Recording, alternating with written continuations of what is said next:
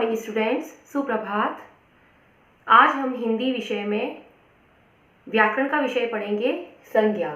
इससे पहले मैंने आपको 2 पाठ पढ़ा दिए, भाषा एवं व्याकरण और वर्ण तथा मात्राएं। आज हमारा तीसरा पाठ है, संज्ञा। इस पाठ से सभी परिचित होंगे, इस पाठ से कोई भी अनजान नहीं है, सभी इस पाठ के बारे में हम जानते हैं।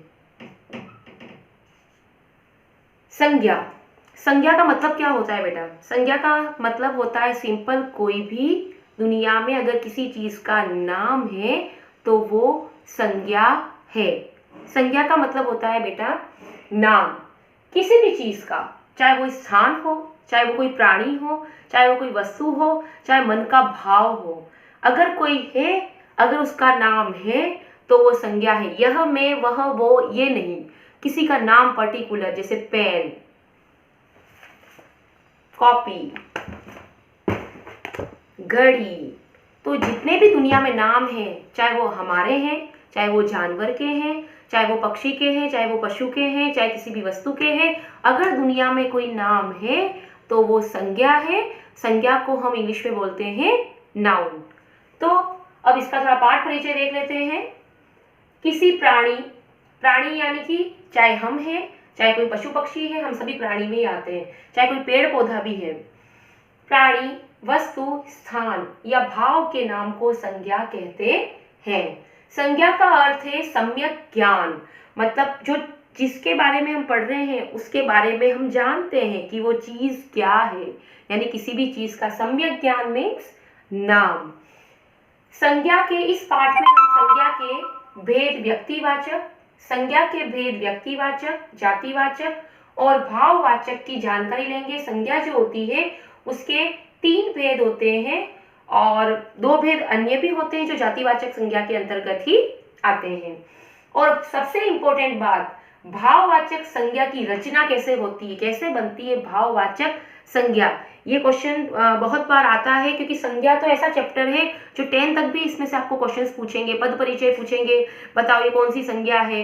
तो आप अभी से ध्यान से पढ़िए तो ज़्यादा बेटर है। और अब हम पढ़ते हैं इसके कठिन शब्द। पहला आपका है संज्ञा।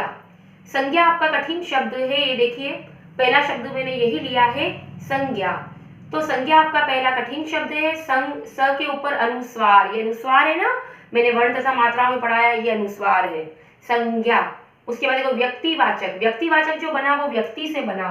क के पहले मात्रा आ रही है, जब क आधा आता है इस प्रकार से तो मात्रा ऐसे आएगी, और क अगर इस प्रकार से आता तो मात्रा ऐसे आती। डिफरेंस दिख रहा है, आधा क लिखा है इसलिए मात्रा पहले आएगी, और अगर हलंत लगाते तो मात्रा बाद में आती है, हलंत है, ये अनुस्वार है।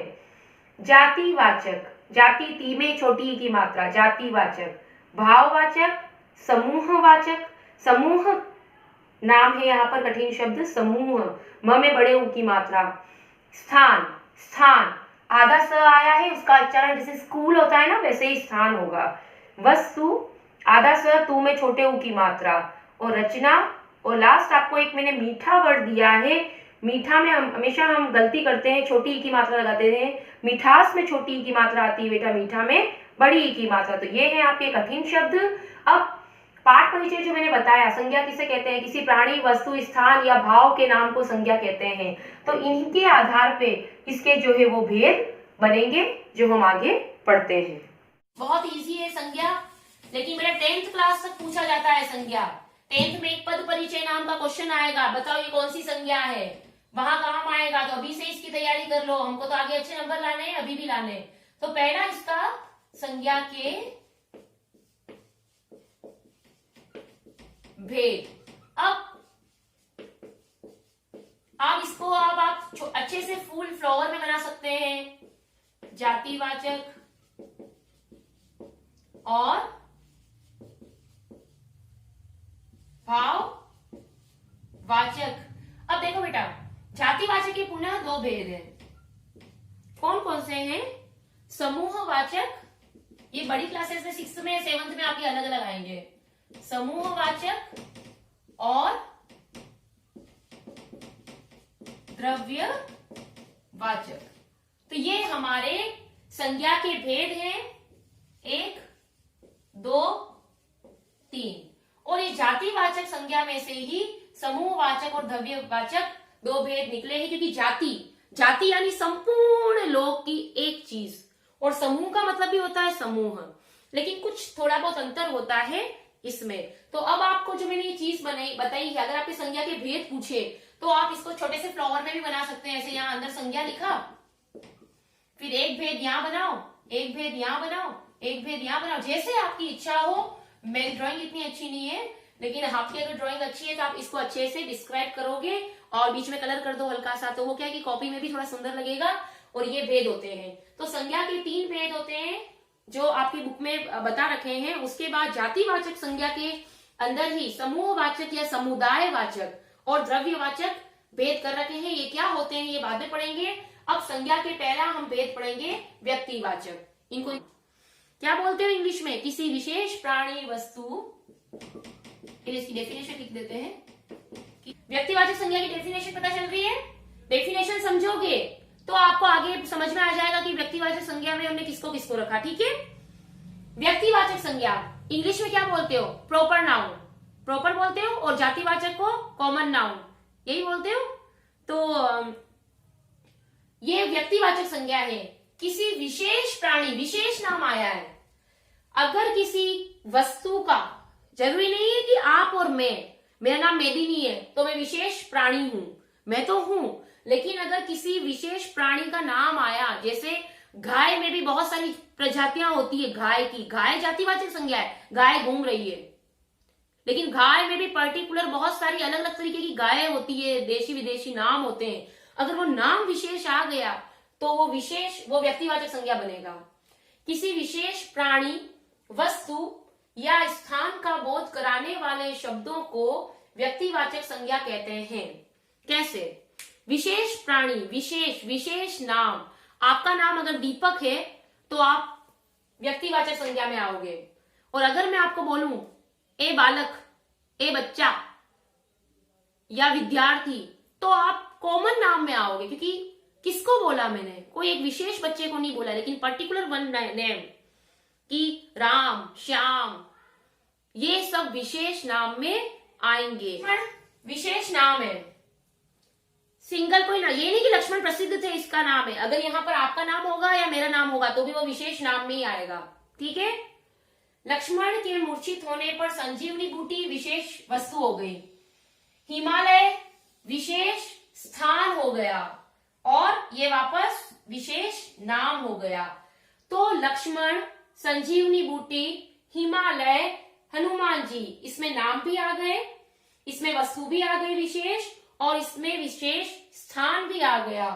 तो किसी विशेष प्राणी, वस्तु या स्थान का बोध कराने वाले शब्दों को व्यक्तिवाचक संज्ञा कहते हैं। अब आपको समझ में आ गया होगा कि व्यक्तिवाचक संज्ञा कौन कौन सी होती है, और मैं बताती हूं कि व्यक्तिवाचक संज्ञा में आप और किसको लोगे।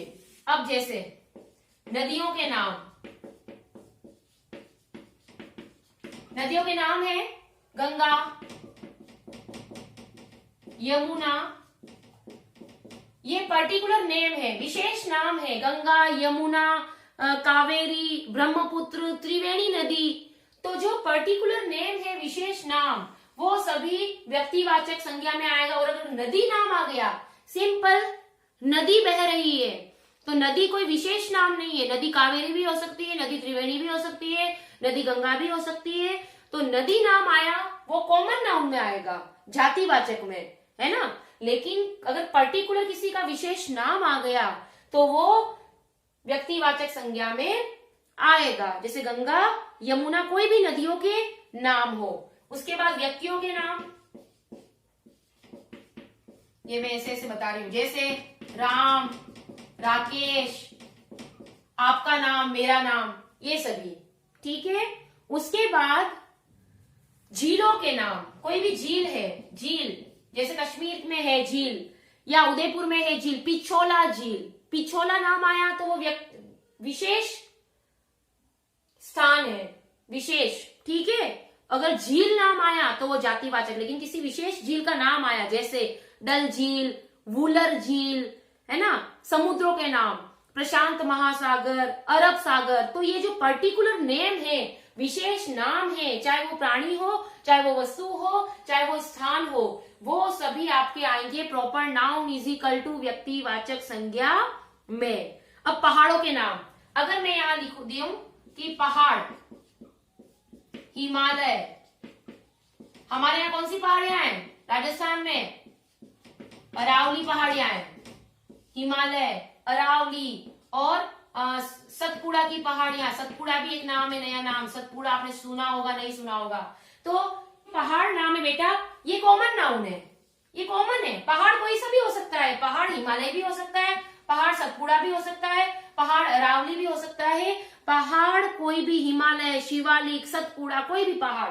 लेकिन पर्टिकुलर अगर नेम आ गया, ये नेम, तो ये आपके व्यक्तिवाचक संज्ञा में जाएंगे। और अगर नेम नहीं आया और सिर्फ पहाड़ दे रखा है तो ये जातिवाचक में जाएगा। समझ में आया? तो व्यक्तियों के नाम, नदियों के नाम, विशेष नाम जो हैं, और झीलों के नाम, पहाड़ों के नाम, नगरों के नाम, Jaipur, Delhi, Ahmedabad, Noble International School, जो पार्टिकुलर नेम है किसी स्थान के, विशेष स्थान, तो वो व्यक्तिवाचक संज्ञा के अंतर्गत आएगा। जयपुर हमारी गुलाबी नगरी है, तो जयपुर व्यक्तिवाचक संज्ञा है, नॉट जातिवाचक। वो पर्टिकुलर नेम है किसी जगह का, नगर का नाम है, शहर का नाम है, चाहे शहर का नाम हो, चाहे छोटे से कस्बे का नाम हो, चाहे छोटे से गांव का नाम हो, सभी नाम जो विशेष नाम है वो सभी व्यक्तिवाचक संज्ञा में जाएंगे। गांवों के नाम, रामगढ़, मेहरगढ़, जनकपुर, है ना, शोले पिक्चर वाला गांव है ना, उसका भी रामपुर, रामगढ़ क्या नाम था वो वाला। और देशों के नाम, भारत, श्रीलंका और चीन, नेपाल, भूटान, अमेरिका, ये सभी व्यक्तिवाचक संज्ञा के अंतर्गत आएंगे। दिनों के नाम, दिन के नाम भी पता आपको, रविवार, सोमवार, आज क्या वार है? गुरुवार, बृहस्पतिवार है ना, थर्सडे। तो थर्सडे, गुरुवार पर्टिकुलर व्यक्तिवाचक संज्ञा में जाएगा क्योंकि वो विशेष नाम है। उसके बाद महीनों के नाम, जनवरी, फरवरी, मार्च, ये सभी भी व्यक्ति यानी किसी विशेष वस्तु, व्यक्ति या स्थान का बोध कराने वाले शब्दों को व्यक्तिवाचक संज्ञा कहेंगे। अगर महीना शब्द आ गया, कौन सा महीना, वो जातिवाचक है।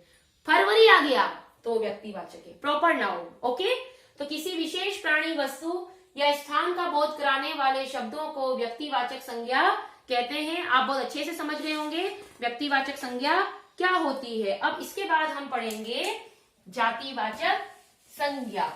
जिस संज्ञा शब्द से, जिस संज्ञा शब्द से किसी प्राणी,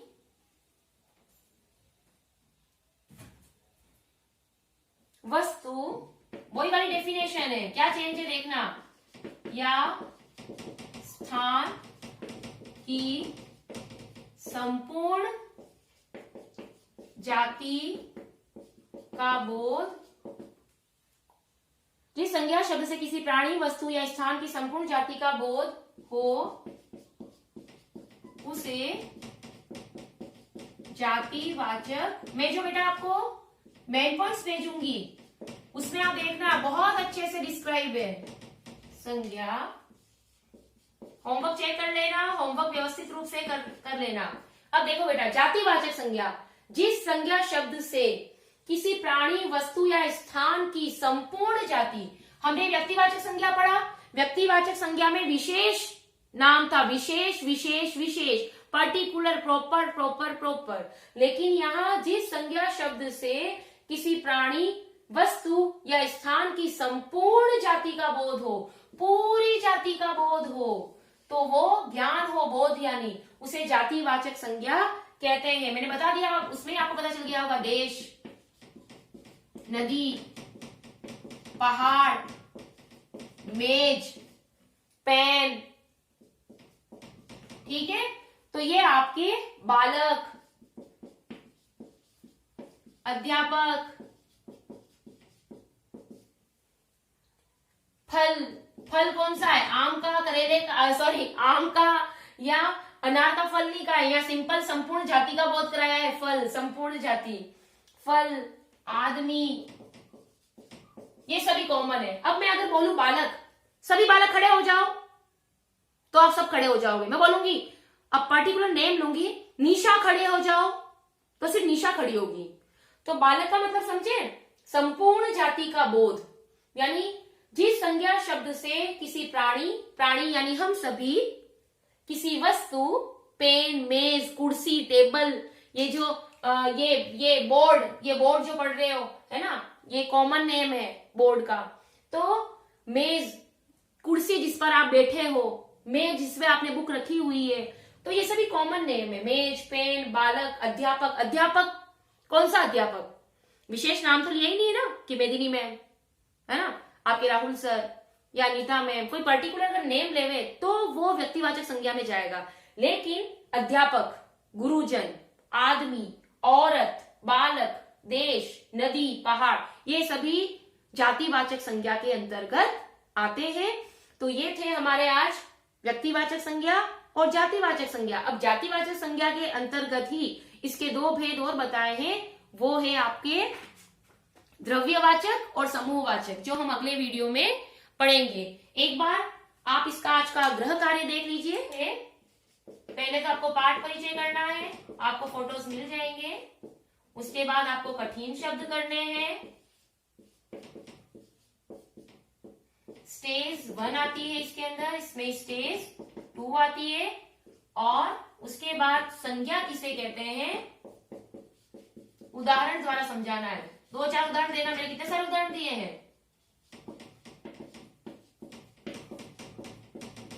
उदाहरण, ये बोर्ड हिलता है, समझाइए।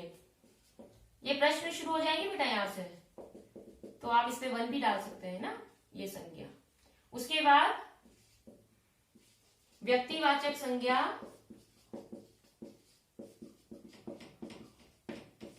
से आप क्या समझते हैं?